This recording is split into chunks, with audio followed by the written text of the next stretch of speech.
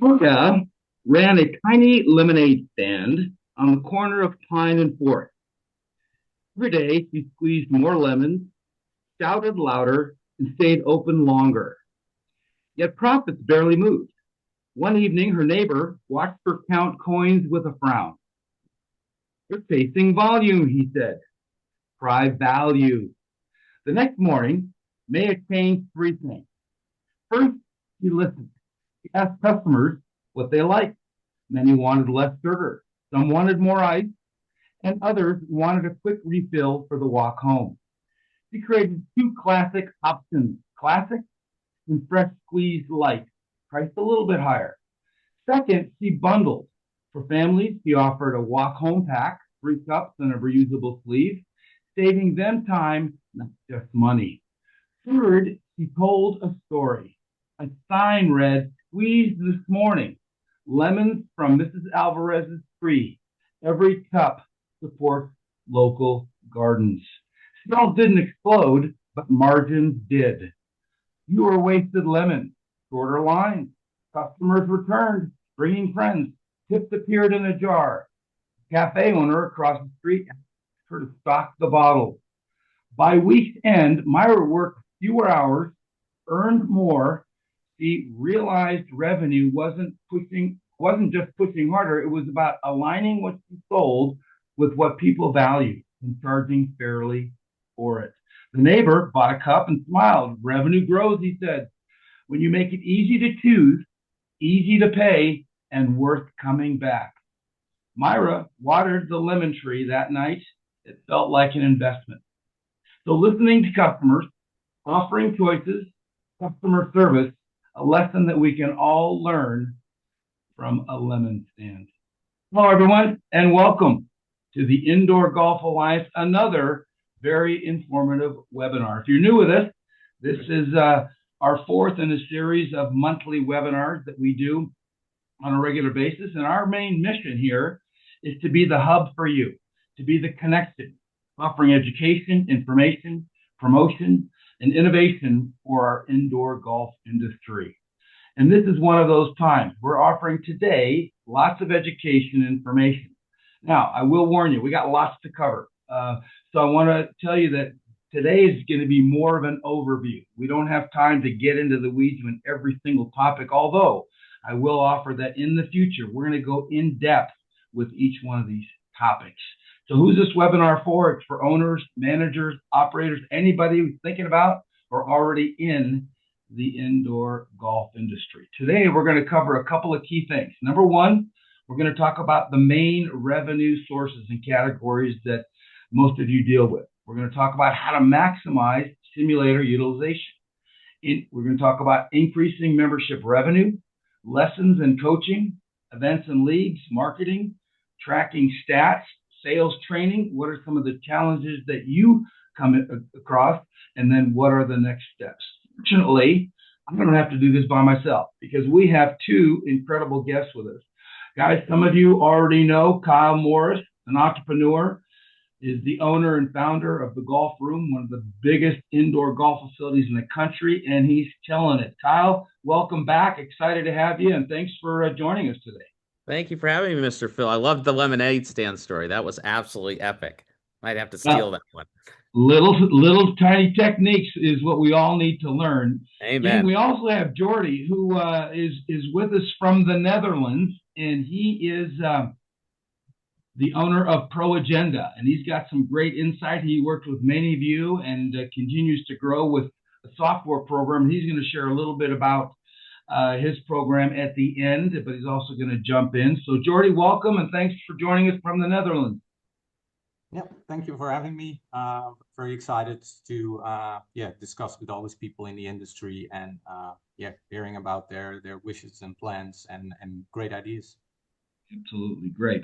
Well, let's just jump into it. Again, we got lots to cover, and I think you're allowed to ask a question in the chat if something pops up. We will have a Q&A at the end, but then again, you'll also have the contact information for Kyle and Jordy afterwards, so that you can ask them lots of questions, and they would love to hear from you because they're all about helping you in this industry. So, what are the main resources?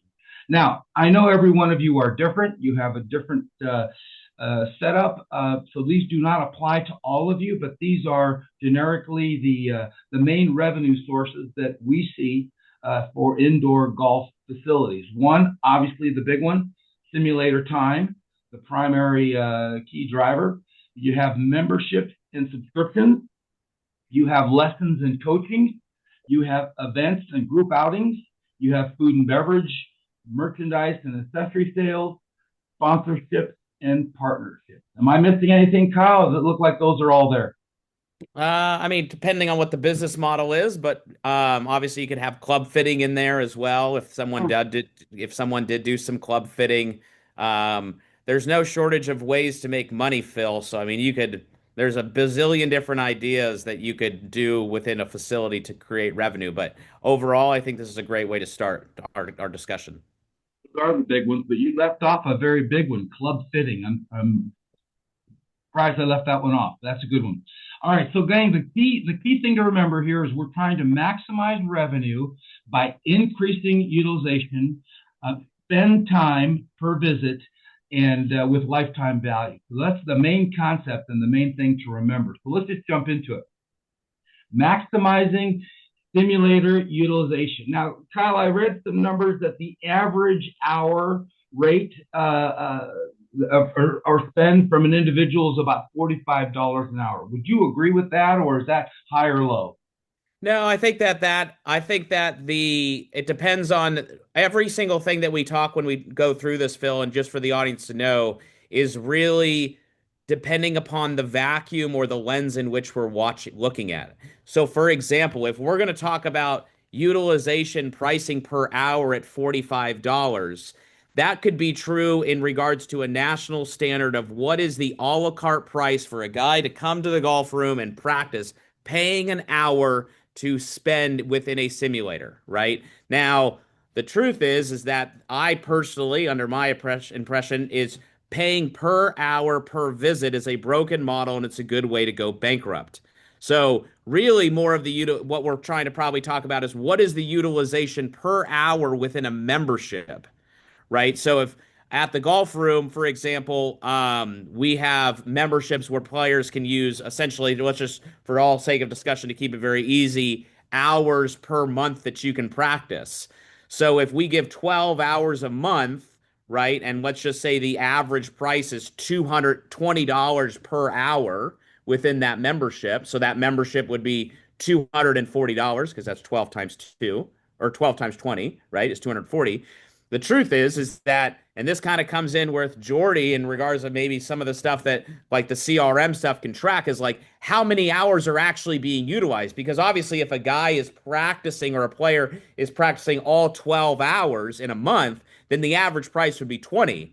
But if on average the membership is practicing, let's say 6 hours, which is actually probably more realistic, then the average price would kind of fall into that 40, 45. So it kind of depends upon every facility on what their utilization is. But I do think that the 45 is probably a little high because my guess is that the majority of our audience sitting inside the Indoor Golf Alliance is built upon a membership model of hours used in the month, which probably drops that number from 45 to probably somewhere within that 20 to $30 range, depending on how many times the player comes.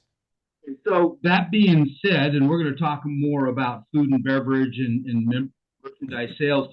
Would that $45 or 25 to 45, would that just include simulator time, or do you add an additional factor of food and beverage and merchandise and I think that's where, like with me, obviously, like I'm like a massive guy in this whole fill of this engagement flywheel, right? Which is right. a 7 day like presentation in itself. But I think that the goal that the indoor players need to be, that the indoor owners need to be thinking about is how do I make it so that the average cart value per hour is more than that 20? Now, whether that is done through food and beverage, whether it's done through lessons, through club fitting, through all the different services that one can render. But I personally feel like if you were to separate the indoor golf owners of who was a part of our alliance, right? at the top, you could almost make an argument where you have two different types of people, and both are right. There doesn't make one better than the other. You have people who are running indoor facilities that are running this as a side hustle, and that's great. That's just like running a rental property or an Airbnb or owning a home in Vail and renting it out and so on and so forth. Then you have people who are doing this to actually make a living so that they can buy a house in Vail and live in Vail, right? They're two different things. It doesn't make one better than other. Others, obviously, I am a owner of the golf room, and this is my bread and butter. So this is how I buy my house in Vail or Aspen, right? But if you're going to do it to where if you personally, and this is just my take, if you have a model that is built just solely on practice, your margins are razor thin, which is why, unfortunately, when I dive into some of these Facebook groups of simulators and stuff, a lot of them are kind of underwater and they're not doing real well. And it's like, man, you got 3 bays and it's like, how much money you generating? They're like, 240 bucks, 240, $250,000. I'm like, dude, you should be generating like $1.3 million out of that space. So like we're missing the mark on some stuff. So I think that for the owner, talking about our price per hour of our customer, how can we get it and what can we do for our membership so that we increase the average cart value per user, which is exactly what that lemonade stand person did. They said, I'm going to sell lemonade. How about a cup? How about a cup holder? Which is the same thing that McDonald's does that says, would you like to add fries to your order? Right, exactly. Right. So it's all Add-on about selling. increasing the average cart value per user so that it's not just based solely upon hours hitting in a bay. On selling makes sense. And like you said, we could spend all day talking about just that topic. And Yeah. and guys, if you want to dive deep, Kyle would love to share with you some of his strategies. So keep that in mind. But again, looking at an overview, so we got people across the country, in fact, across the world, and pricing is going to be all over the place. So regarding the pricing strategies, how do you best go about making sure that you're pricing? I would assume that the first thing you want to do is check out the competition if there is any. Yes. So, and Jordy, I'm sure I don't know how you might have some thoughts on this too on pricing strategy, but there's kind of a rule of thumb, like in the world of business. It's not even just simulator business that like if you're in the middle, you're dead. So like, and if you're in the bottom of pricing, it's always a race to who's cheapest, which is also dead. So the question really begs to be asked by the owner is how can I have a price for my service and the service that is justified or the service that is rendered justifies the price in which I'm charging. So for example, our lemonade stand, normally a lemonade stand could be $1 for a glass of lemonade. But then you have the lemonades that are freshly squeezed. And this was Mrs. Johnson's tree. And like she nurtures it and wakes up at 2 in the morning and she puts this special salt water into it and it like grows it. And then we do this and there's a special glass. And like there's this whole thing where it's like our lemonade is actually $6. But the service and the glass tastes so good and it's so refreshing. And the customer service is so good. I'm happy to spend $6 rather than the $1 that I know is going to end with a heart attack and it's just going to make me more thirsty. So the price in which that the company gives, it has to match the services and the engagement flywheel in which it's being rendered, right? So and the market will tell you if you're overpriced and your service sucks, either A, you're going to have to drop price or you better get better at doing your job. So how do you compare it and what do you take a look at when it's off peak versus peak and adjusting those prices? How much are you going to come down when it's off peak and keep people, filling those, slower hours? So the way that we run it here at the golf room is like you have off peak and peak. Our off peak pricing is about 15% less than peak pricing. However, I'm to be very honest, like I'm different in the fact, which also not to like be braggadocious, but I also think that's why we make 10 times more than most indoor facilities. We don't build our revenue model off of practice. It is a part of the revenue model, but it is not the revenue model. So, like, if I am an off peak, I am trying to see how do I use that time. If it's off peak and quieter in season, I'm using that time to how do I create leads and use that time as a lead generator to get more clients. And if I'm trying to do something if in slower times but peak season, that's where I might tie into some of these leagues and stuff to where it's like, okay, now I'm gonna try to monetize this time, call it Sunday afternoon at 5. Like it's pretty dead. So it's like, hey, that's a great time for like a junior golf league because juniors will play golf at 5. They don't care, but like I just want to sit home, watch my Seahawks dominate this week, have a glass of wine, and be with my wife and kids, right? So like it's so timing of what you're trying to do based upon the seasonality and what it is, but we very much look at practice because we are doing this to buy the house in Vail, not just doing it as a side hustle, right? We're looking at practice as more as a lead generator, then this is what's going to make me a ton of money. And by the way, Kyle, you are allowed to brag. We only bring on experts and top people in the industry on this show. So you are allowed to talk about how good things are going because you have figured it out. And that's why so many people come to you for consulting and advice. Jordy, do you have anything to add to what Kyle has said? No, I think it's as you mentioned, Kyle has success, so he knows what he's talking about. It's absolute truth in what he's saying. Regarding the pricing, we have a lot of experience with other countries as well, and of course, that hard $20 to $45 can differ per country. Of course, there are different prices. I do agree that you have to go if instead of going looking at competitors for the lowest rates, go for quality and stand behind the quality that you offer and do that against a fair price. And that automatically means that if you do stuff good, people are more than happy to pay a little bit more for good service, good venue, nice and tidy, good. That's the way to go. I really believe that. Yeah. Yep. Lori, thank you so much. As I mentioned earlier, gang, we could spend an hour just on this, but we don't want a lot of that we're going to cover today. So, moral of the story, gang, is you have to maximize your base, and you do that through number one, having the right pricing, knowing your competition, making sure that you're monetizing those slower hours, putting together packages that maybe sometimes people aren't using every single hour. Add-on selling, whether it's merchandise, whether it's club rentals, whether it's a way to get into lessons, as Kyle mentioned, are all key things. So bottom line is maximizing your simulator utilization is key to the overall maximizing your revenue. So let's move into the next very, very, very important key area, which is membership and recurring revenue. We love that. Obviously, we love the automatic billings every month, and that's the way the world is going in so many industries.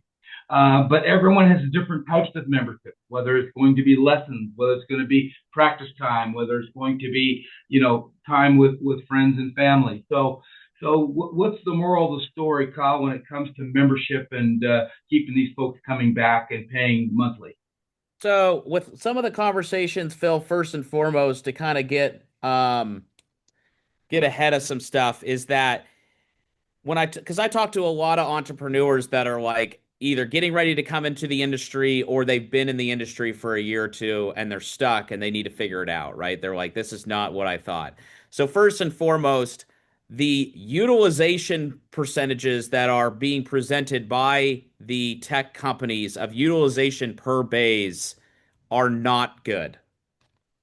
Just to call it what it is. Give me an example so we know what's not working. So like if you get these pamphlets from tech companies, which is like utilization on bays is 75%. It's like maybe, but if like, let me just ask you guys a question. Phil, you play golf? You're in Arizona. I imagine you play golf. Only 3 times a week, Kyle. Awesome. Okay. So if it's April and it's 74 degrees and sunny and you are president of the Indoor Golf Alliance and it's 74 degrees, are you going inside to play golf that day? No. Only if I can't get a tee time. Right. Okay. Which just you need to look another 2 days in advance. So the Right. point being is that the utilization that the industries are telling that are putting out there are based upon the seasonality because they obviously want us to buy technology and they're like just open up a facility and throw some TrackMan or throw Foresights or GS Pros or whatever, right? It doesn't matter. And like you can just print money. And that's not how it works, right? So you might have those utilization times in Arizona, for example, in August when it's 120 degrees. But if it's 74 degrees and sunny in April, you're not going there. So the question begs to ask is, and this kind of goes into reducing churn, which for those that don't know churn, that's like your members leaving, is how do you build a membership model that makes the guy want to come when it's 74 and sunny in Scottsdale? So we are still like, and that kind of goes back to this engagement flywheel. How do you make it so that the revenue gap is not when I opened the golf room, Phil, as God is my witness, in May, I took the key, put it into the hole, turned the lock, and then reopened the door in November. And I was like, this can't happen. Otherwise, I'm going to go broke. And I got 3 kids and a wife. So, like, I was forced because I was just lighting money on fire and paying rent. I was forced to figure out how can I make this thing, Phil, so that I am generating money 12 months a year. And regardless of weather, people are coming. And what is the stickiness within the membership that's going to make the guy want to come when it's 74 and sunny? I own more TrackMan than anyone in America. I think actually in the world. And the amount of rounds that I have played inside is like less than 5. So like, and just because a facility is 24/7, right, that is not a stickiness to a model. So my way, what I talk to some of these facilities is anything that you can buy with money is not a business model because anyone can do it. Meaning, if I have enough money, I can make a facility look and feel and taste, not feel actually. I can make it look like the golf room. I can throw TrackMan in there and hire a super nice designer and get putt views and swing robots and like all sorts of stuff. The question is what is the feel and the texture and the taste of the facility and the membership? And what is getting offered within the facility in the equipping stage of the flywheel that makes the guy never want to leave? So now the membership, when people are doing these pro formas, they're going, okay, I have 3 bays. I should have 40 members per bay, $200 a membership. Okay, so now I'm $120,000 per bay times 3. I'm going to make $360,000 in revenue off the 3 bays. And I go, but you're forecasting full bays 12 months a year. In reality, you're probably going to be at like 30 members a bay, and your lifetime value of a reoccurring membership is probably like 4.5 months. So you have a broken model. You're telling me that the secret is to knowing your market, knowing your customer, and then creating the packages that's going to cater to them. 100%. And that goes back to like, I think there was a little part of that story in the lemonade stand. It's listening. We don't want to sell. A lot of times as owners, we think we know what the customer wants. So then we build a product and it's like, let the customer tell you what they want and then go build the product. Yeah, I love that concept. So, and I'll parallel that with Arizona. Yes, this is prime season. It is 74 and the golf courses are packed, but you still have that young executive that is working Monday through Friday that needs to go out and hit some balls and wants to do that in the evening. 100%. Or his wife lets him out Saturday morning before the kids get up and he wants to go hit some balls. Or he's got to have that lesson on Wednesday at lunchtime. So You just need to know your market. You need to know your customer. And who are you serving, right? And you can't serve everyone. If you serve everyone, you serve no one. So that's like that goes into more of the marketing of the entice stage of the flywheel of like, who are you actually marketing to? Like, who is your who? You can't just market to golfers. That's way too broad, Right. right? Like you've got to figure out and identify who is your avatar and what is exactly what they want. And the exercise that I would give to the owners is like name them. Like give them a name, their age, income, job, what do they like, what are their hobbies, what are their interests, are they married, not married, kids, like what is it that they want, and then you're slapping an ad in front of their face to entice them to come into the facility. And keeping them, as Jordy mentioned And earlier, keeping it's all about the value and keeping them long term, which is creating that atmosphere, customer service, loyalty programs, and giving them extra perks, and having some fun stuff that they're excited about staying with you long term and continually growing with your ideas yeah, long term. stickiness. Yeah, exactly right. All right. So the bottom line for memberships and keeping them coming back is number one, knowing your customer, knowing your market, and creating those packages that are going to keep them coming back and offering that customer service that they will be loyal. So good stuff. Thank you for that. Now let's talk about your expertise. Well, that's all your expertise, but this is what you love to talk about, which is lessons in coaching. And I heard you say earlier that all of your customers are potential, future customer or coaching clients. Am I right? I mean, we have built our model more around player development, so we are Right. not F&B. So we're making, seven, eight figures doing with a facility that has no alcohol, right, Mm. or food, Mm. right. That is our model. It doesn't mean the other model is broken. It just means but that model there's some things that need to be massaged in that. So the stat that really just paints the picture to basically end the argument, Phil, to be very transparent, is that 78 lesson takers spend 78% more money than non-lesson takers. Right? So Right. passion and money spent go hand in hand. So Phil, like if I gave you what do you shoot, Phil? Not to put you on the spot. But 7 handicap. You're So a if I seven break handicap. 80, I'm happy. If I don't, Cool. I'm not. So if I give you, and you're married, right? You married? No, Married? I'm single. I got plenty of time to golf. Okay, you got plenty of time. Got it. So if you go out and play golf, if I give you a lesson and you go out and play McDowell Mountain and you shoot 74, what do you think you're going to try to do tomorrow? Play golf. Three. And Yeah, if you go out to play at McDowell Mountain and you shoot 93, that honey-do list or that list of chores that you need to do, I'm going to do that the next day because I don't want to touch a golf club. At least I need to take 2 weeks off and then quit. take up croquet. So the point being is that a lesson taker, right, will spend more money than a non-lesson taker, and you can build a flywheel around that. And what happens, right, which I have solved as well, because for our people that don't know, like I own the golf room. I also own the golf room everywhere, where we teach over 50,000 people online.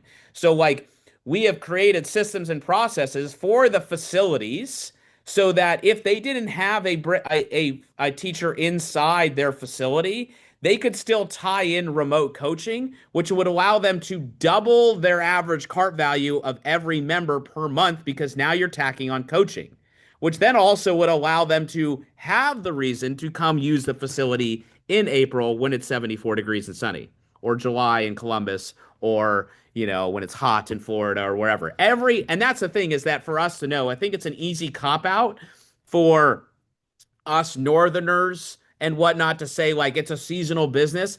Everywhere in the country is seasonal. There's nowhere that's not seasonal.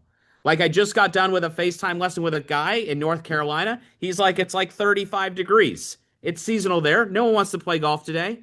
It's seasonal in Arizona when it's 117. You don't want to go play golf when it's 117. You might because you love it, right? Florida's seasonal. Washington's seasonal. North Dakota's seasonal. Maine is seasonal. They're all seasonal. So how are you going to build a business that's not seasonal? And I loved what you said before couple months ago. You said that, coaches are selling one-time lessons, which is sacrilegious, right? I mean, I look at it as working out. I'm not going to go work out once and Yeah, think I've got the problem solved. I'm going to work out on a regular basis to stay in shape and keep, in yeah, shape, right? So same thing with golf, selling 100%. And packages. it's all about with these coaching and lessons. It's about building a customer journey for the player so that they see the North Star, which we call empowering. You are empowering them to reach their goal. Because when Phil comes in to get a lesson or a new student assessment, Phil's like, you can't teach an old dog new tricks. I am what I am, and I have a 7 handicap. So we need to show the roadmap to how, Phil, we're going to actually make you a 2 handicap. And this is the customer journey. Let us pull you along so that you can go from a 7 to a 2, and then at the end you can ultimately become your own coach and we can coach ourselves out of a job. And let me build this entire engagement flywheel around this customer journey so that you can reach your ultimate golfing design through the game of golf, right? And that's where we call out going to the avatar. If a guy's like, we just want to take a lesson, I'm like, this place is not for you. There's like a PGA Superstore right down the street. You Right. can get a little minute clinic Band-Aid lesson like right over there if you want. Not to say anything about the PGA Superstore, right? But the point being is like it's a different type of journey, and we're trying to call people out and also just be truth to the fact of you don't get six-pack abs with one workout. That's just not how it works. So it is part of that, and that's building it into that membership of that reoccurring, so that every month the credit card is swiped and like you're staying above water, and then that just continues to compound because now if I'm adding more members, then I'm having churn. Now that gap just continues to grow, and now your membership essentially finances your next build out, which is kind of what happened like with us with going from 1 beta 2 to 3 to 6 to 7 to 12. Right. And that's one thing that we know for 100% sure, and that is every golfer wants to get better. I've True. never heard of a golfer who says, I want to get worse. They just want to play a little bit better and beat their buddy for that $20. Yeah, So, and I think that when us indoor facility owners, I had some guys that came in from Idaho last week, or not last week, it was like 3 weeks ago, and they came in 3 weeks ago, and they like we have a facility we're building to help players get better, and I go, well, what are you going to do to get what's the facility? And they're like, you're going to come in, and there were 2 guys just like you, Phil, like not teachers, just kind of business guys. They're like, we're going to create a space so guys can come and hit balls. I go, well, they're gonna hit balls, but they still suck. Just because you hit balls doesn't mean you don't suck anymore. You right, just right. have technology that tells you suck. So, what are you going to do to equip them, empower them, and encourage them so that they don't suck? Because you're building a model around helping players play better. What are you doing to make them play better? Because just hitting balls doesn't necessarily mean they're getting better. So Well, that's like understanding your brand and what are you trying to accomplish. well, Will, the CEO of Back9, said it perfectly. Once you have the data, you'll never go back. And so part of your teaching, part of your coaching is getting the data of where you're at today and what tweaking it takes to move to that next level. So if we do that same thing, Phil, and we talk about that, right, on that, and I agree with that, right? Like we have TrackMan, and I always say, like, if you're going to live in France, you should probably know French. So, Right. like, if you're going to practice on TrackMan, you should probably know the data. So, for a little convicting questions to the owners that have these facilities, I would come to you and I'd say, what are you doing to onboard your clients so that they fully understand the data and cause an effect? And they would go, nothing. And you go, and then I would ask him, I'd go, do you remember the last time you were on FlightScope or TrackMan or whatever? I do. And it was like reading Aramaic. I was like, what the hell is swing direction? And I would pick up the phone. I'd call my coach, Mike Bender, and I'm like, Mike, what's swing direction? He's like, I don't know. He's like, I'm not even sure what it is yet because this is like 2011, 2012. And then I had to go on this dive. So, like, we have to remember that, like, going on this technology, we want them, and that's a very important point to what the back nine guy said, is that if you're building a facility that is built around tech, you need to make sure that the customer understands the tech.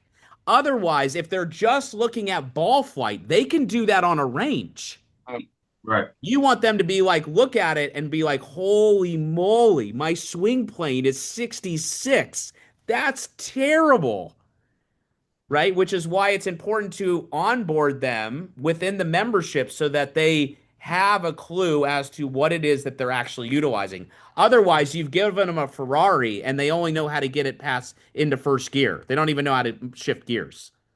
Here's the bottom line. Golfers want to get better. If you have a facility without lessons, without coaching, there's ways to do it that's not going to kill you, whether it's online, whether it's bringing in outside coaches, whether it's partnering with the local golf courses. There's many ways to add that additional revenue with lessons and coaching and skills development. Yeah, I also wanted to add that they should not underestimate the value of a PGA professional within your venue. Like, instead of being in an empty room with 3 bays, you have an ambassador over there who sells your product, sells your business, is a point of contact. People look up to him or her, of course. That's very great value. You have a sort of salesperson as well, just walking around all the time. You should not underestimate the value of that. Yeah. And that's where it gets real fragile. That's where it gets real fragile, Phil, where you go, you have like a practice only 24/7 facility and you go, okay, well, like if you just run through the numbers, you go, well, you got $90,000 in rent. You probably got $75,000 in cost of goods sold for the year. So now you're at like 160. Your practice membership is now let's just say you make 200 grand. And then to Jordy's point, you go, well, I need to sell more. So now I got to hire a guy. Well, now that's $50,000 salary because you need one person. Well, now you're underwater $10,000. So it's like your margins are so razor thin that like, I always strive to like the business acumen of trying to have your occupancy cost serve as 10% of your revenue. So if you're making 100 grand in rev or in occupancy costs in your rent, you really need to have a business model that's probably generating like $1 million, right? And that allows you to not stay up at night freaking out with those expenses that keep coming every month. And that's not their fault. They just don't know. You don't know what bills you don't know. All right, let's move on. We spent last month a webinar talking in depth about outside events and groups. So we won't spend a lot of time here, but you can always go back and look at that video. We spent an hour talking about that. But here's, I think, the bottom line for events. So Kyle, you talked about 74 and perfect weather, but it still gets dark. And events, groups, they love evening stuff, whether that's parties, whether that's team building, whether that's association networking. The evenings are perfect for outside events. Yep. So to the point with that piece, the event piece is great because you can dramatically multiply your cost per hour out of the bay because it's an event. So if you've got 3 bays and let's just say you're charging $50 and so that's 150 and that's $300 for 2 hours. And then Phil, you're like, I want to run a indoor golf alliance event at the golf room. I'm not going to be like, and you're like, I want it for 2 hours. I'm not going to be like, oh, sure, just pay me $300, right? Because like there's this whole thing. So you have the multiplying of the event. So like the first thing is like understanding like, do you have the understanding or do you have the information of your membership of who would be interested in events? So like, what if there's questionnaires at the start of someone onboarding and you figure out what their job is?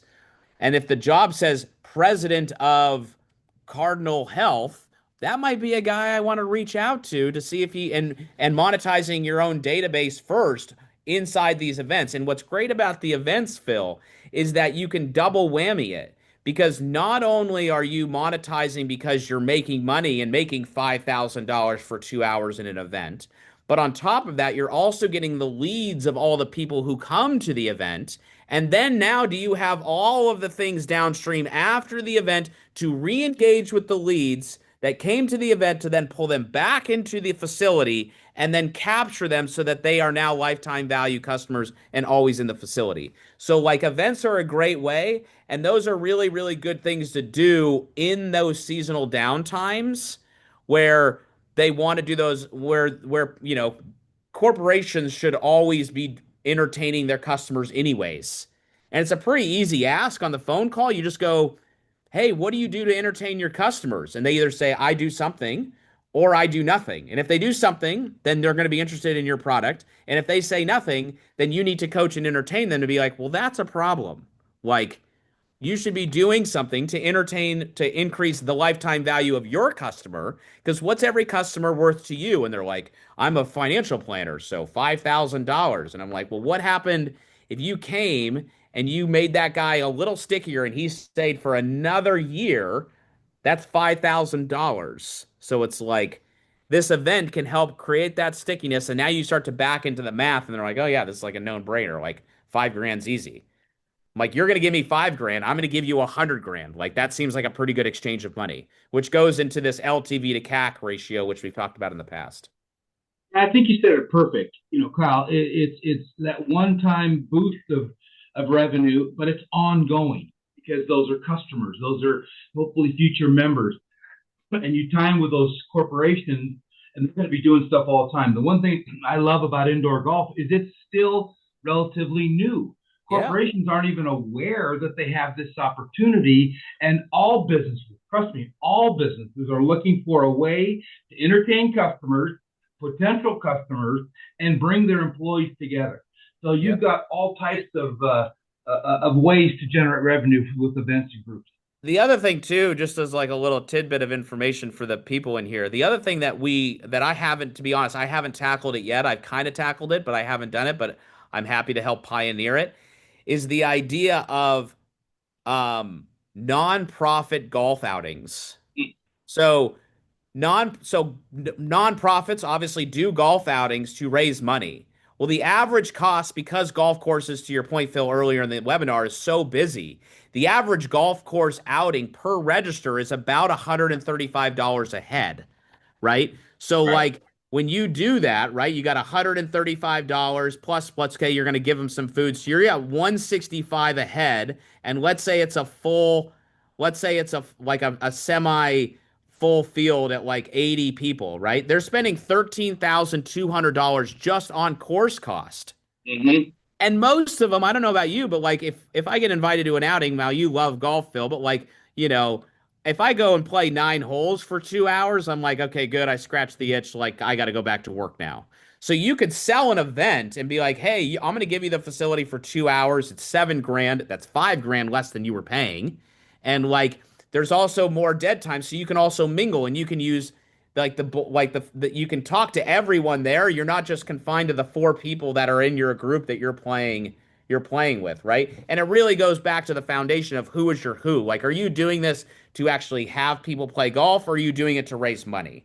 And if it's a foundation and a nonprofit and a 501c3, you're doing it to raise money. So like that, when you can help them create their margins, that's great. Plus, they come into your event and now you get all of the leads, and then you retarget them so that you give them an enticing offer to come back to the event.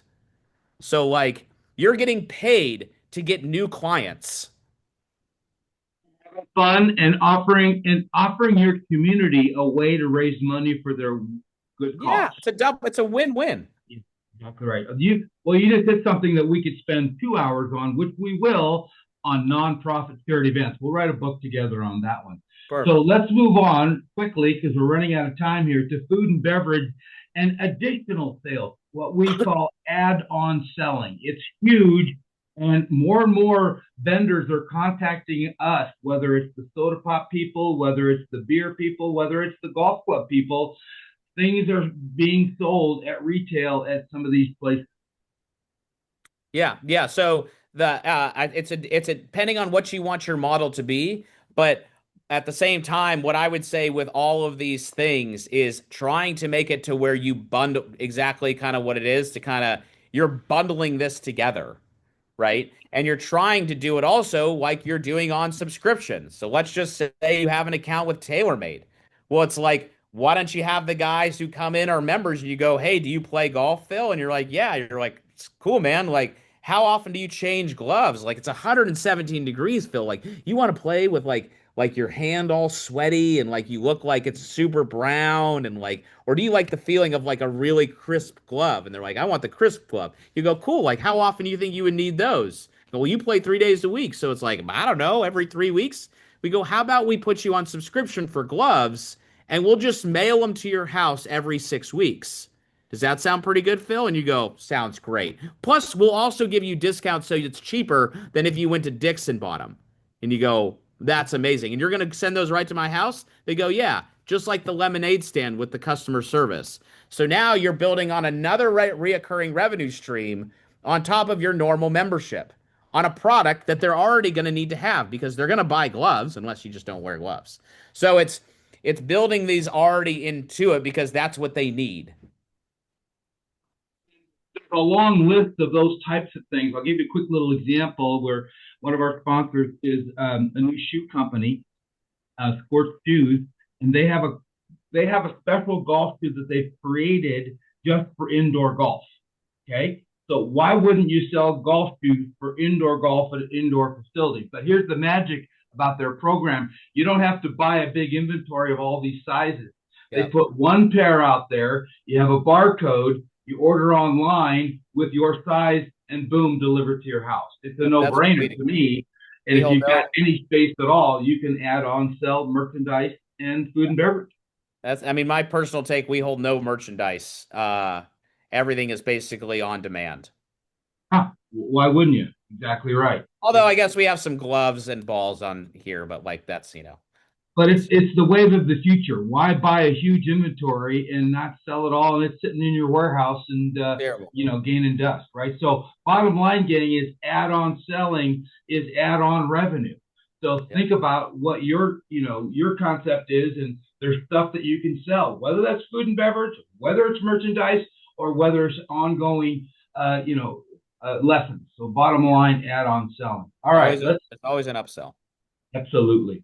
All right, let's talk quickly about marketing and promotions. Again, we did a full hour on this 2 months ago, and that's available to you.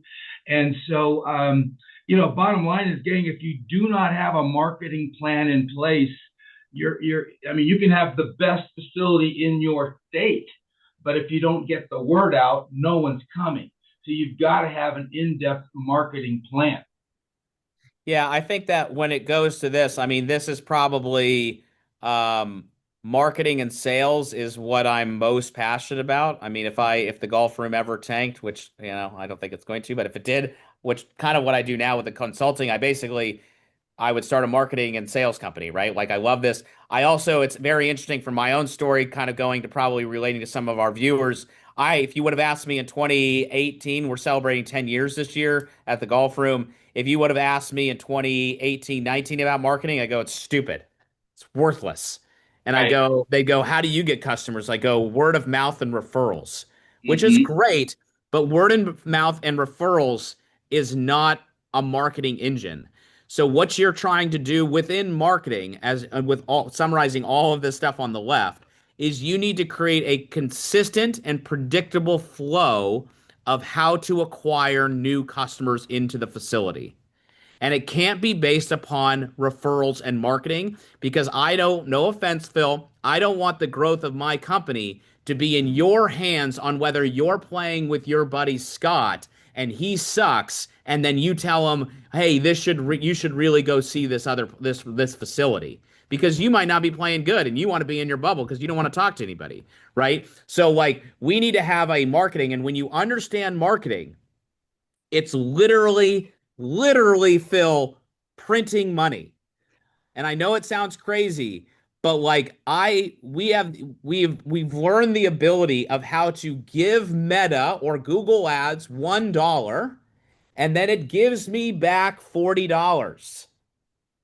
Right? Like It's a very, very, it's like DraftKings where you always win. But you have to know how to do it, right? But when you do it, now I can back into numbers because I'm like, hey, we need X amount of NSA new student assessments for a year. I know that I convert at 52%. I know that it takes this much to a cost to acquire. I know this. So I can back in everything. So when you do marketing, everything should be calculated to a cent. And at my personal take, and this probably goes for most of us, right, is I will never do brand marketing. You will never see the golf room with a sign at Ohio State Stadium. It's always direct marketing where I pay $1 and I know I'm able to track it all the way through the ecosystem. So I know that I am making a return on my investment. Well, again, you said it, Kyle. It's knowing how to market. So if you do not know how to market, step one, watch our webinar from 2 months ago. Step two, talk to Kyle. But bottom line is, if you understand Google and search engine optimization, and very importantly, email lists and staying in front of people. My famous quote is out of sight, out of mind. So if you're not staying in front of those customers, you're going to lose them without bringing them back. So 50% of purchases come after the seventh advertisement. Exactly right. So people wonder why they can't fill their league, and they go, well, I sent 2 emails out. I'm like, you're 5 short, man. And they're That's like, exactly I'm going to be right. And then they're like, I'm going to over email the customer. I'm like, listen, if they get pissed off because you're sending them email, they're not giving you money anyways. So like, you don't even want them in your facility. There's a marketing thing, Phil, that says if you don't offend someone by noon, you're probably not trying hard enough. Well, bottom line is we're busy, and I may see an email of something Yeah. I like, but I get distracted, and boom, it hits me again. Right? Yeah. Yeah, it just Exactly. depends on when it hits it, right? Like if I read an article and read an email on a lesson tee, like I'm not going to see it. But if it's, while I'm pumping gas, I might be like, oh yeah, that's great. I'll be on that. Okay, let's keep going, Kyle. How important is it to track metrics, to know the stats, to know exactly where you're at? If you don't know data, then you're using every decision you make as an owner is based upon emotion and intuition.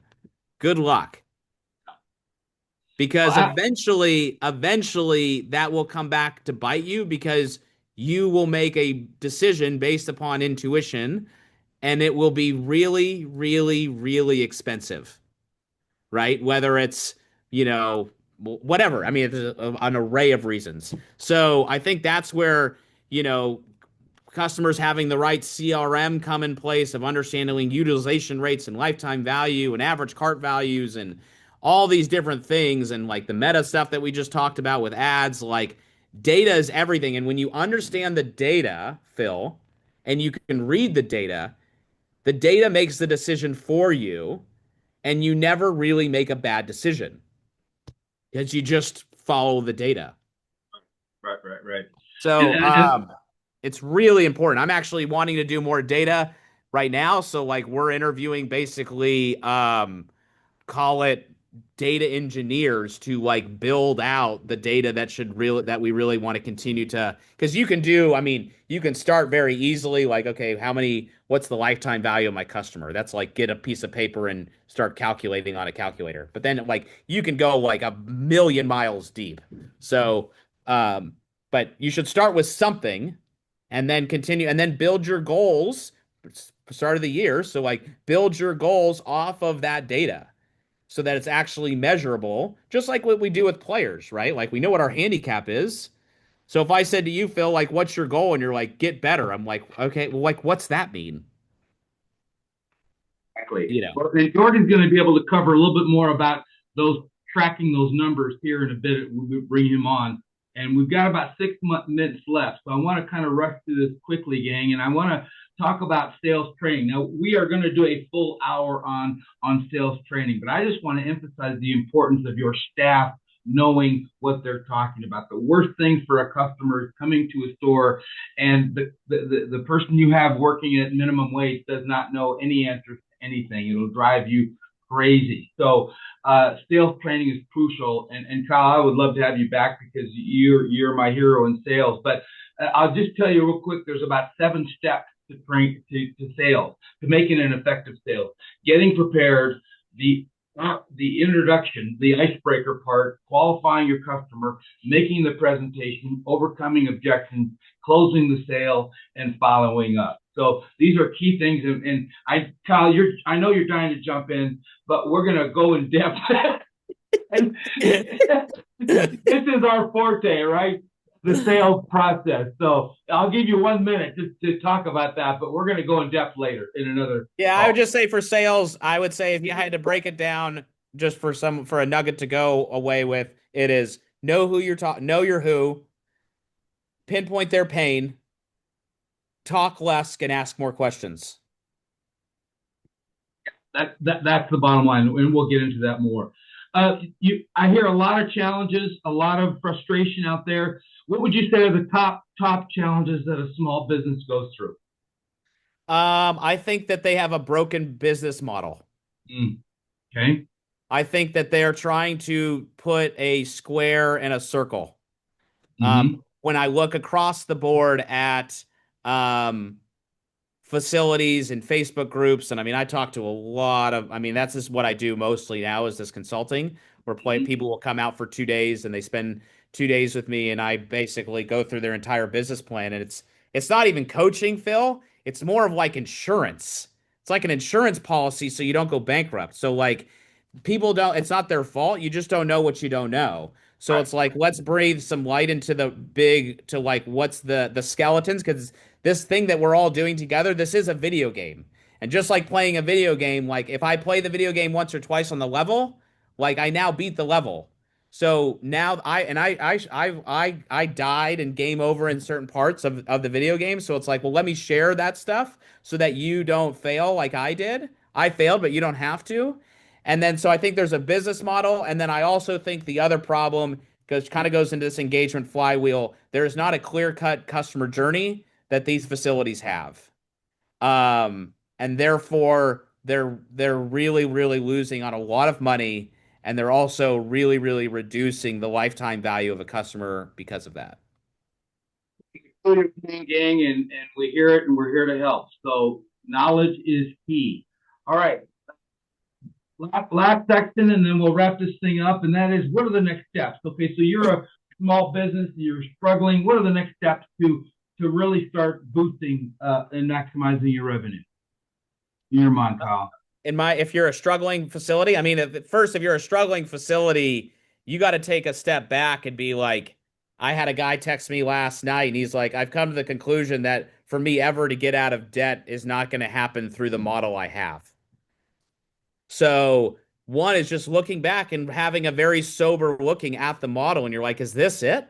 And it depends on what you're trying to do, right? Going back to what I said at the beginning of the hour. If you're trying to do this where you're like, I want to make $4,000 a month, and so I can kind of go on a vacation fund for 3 vacations a year and spend 35 grand and it's 12 grand. It's like, great.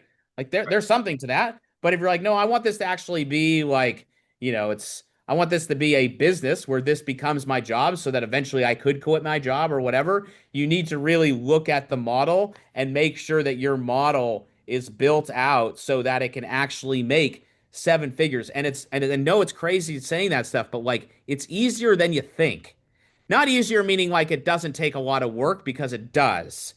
But there is definitely ways to create a building and facility that makes 7 figures. Maybe even 8, right? You just have to you have to architect the plan to be able to actually do that. And then you just have to go execute on the plan. And I love what you said. It's really all relative. So what are you trying to achieve, right? Trying to get rich, or are you just trying to have fun? And neither are right or wrong, but you need to have a clear picture of what you're doing. So my thoughts are, step one is to really define what you're talking about. Define your plan. What do you want to be when you grow up? What does it want to look like? Create that business plan. Check out the competition. Get some software that's going to help you keep track of all the stacks. Have a team of advisors or accountability partners that can keep encouraging through the process, and then keep on learning. Keep on searching, doing research on how you can get better. So we can spend so much time on that. But we're very honored to have a special guest, and Jordy, you've jumped in there, but We appreciate you supporting us and what we're trying to do and get the message out, but people need what you have. So tell us a little bit about Pro Agenda and how it's going to help the local operator. Yeah, sure. We're Pro Agenda. You can call us an online booking system. We're a lot more these days. We came from our background. We were founded by multiple PGA professionals, focused on academies and pros with the upcoming of the internet, mobile internet speeds. People needed to be online. People are doing stuff online, purchasing their theater tickets, flight tickets, everything online. So the pro bookings needed to become online as well. So that's what we focused on for at least 15 years now. We've learned a lot and redeveloped our system a lot to, as Kyle also mentioned, listening to our customers, getting their feedback, knowing where to focus on. We're focused on golf, but currently, of course, a lot of other businesses and sports are finding us as well. And a couple of years ago, we noticed by being at the PGA show and also being there physically with our own booth, hearing again how the requests for simulator bookings were coming up. So we added that product into our system. We really started to focus on indoor golf and building a management system for your bookings.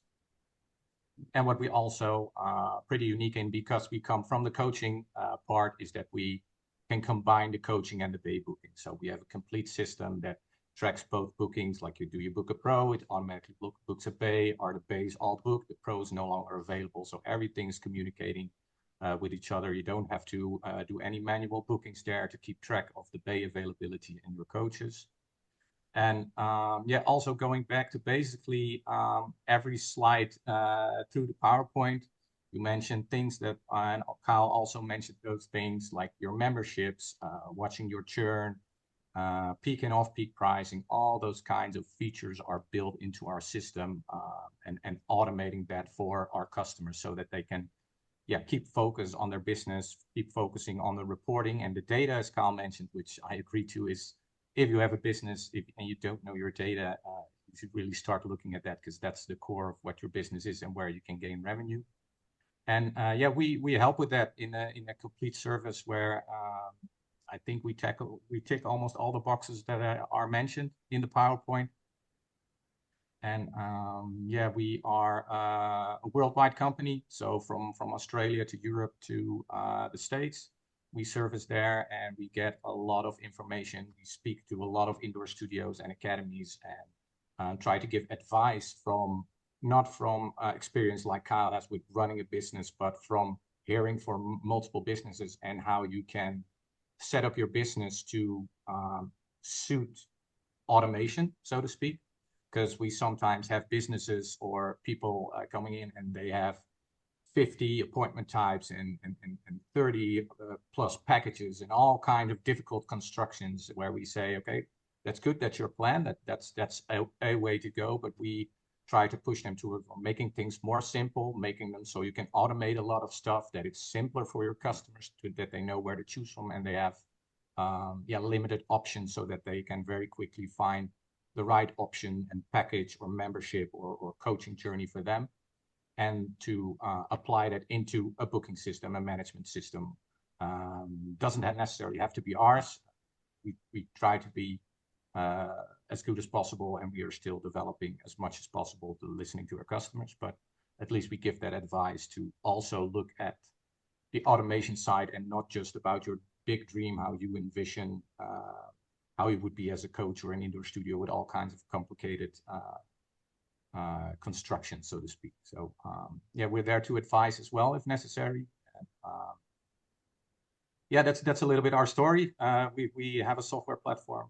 We try to help. We try to build a good platform. We will be at the PGA show again this year with a booth, so anyone attending, drop by and take a look at our system and see if there's something that we can do for you. Also, probably with the PowerPoint you'll be sending our contact details. We can send over a use case, for example, from some indoor studios that are recently started up with us. And let me know if anyone's interested, and we're here to help. Jordy, thank you so much. And yes, I will be sending everyone your contact information and vice versa. So you guys will definitely be in touch. Gang, we're out of time, and I know you've got a lot going on. So real quick before we wrap up, I just want to remind everyone that we will be at the PGA show. And we have a booth number 2990. Stop by and see us.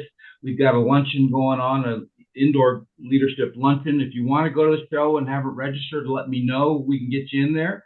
And also don't forget about our trade show, which is going to be July 7th to 9th. It's the very first International Indoor Golf Trade Show and Conference in Las Vegas. We'd love you to come for that. So I'd love to get into questions. We don't have time. I know Tiffany asked a question. Tiffany, I want to go in depth with you regarding charity events. I can give you all the stats. We can email each other afterwards. And let me just wrap up by saying this, gang. Bottom line is you can maximize revenue starting right from where you're at. But obviously you need to know your lane, know your niche, understand your competition, set your pricing right, have a marketing plan, build relationships, bring in add-on selling, whether that's lessons, merchandise, know the marketing and your market, know how to market, obviously offer some sales training. We'll get into that. And then we all have challenges. So put a plan together, and we'd love to help you go to the next level. So I appreciate your time. Sorry to rush. I know we had a lot to cover. We'll cover it more in the future. Jordy, thank you so much for joining us from the Netherlands. Kyle, thank you, buddy, from Ohio. Look forward to seeing you next week. And Leslie, as always, the background of this webinar, keeping us on track. So with that, gang, we did it over 6 minutes over time. Sorry about that, but we're still good. So thank you all. Appreciate what you're doing. Stay in touch. Any questions, anytime, we're here to serve you. Thank you. Thanks, guys. Thank you.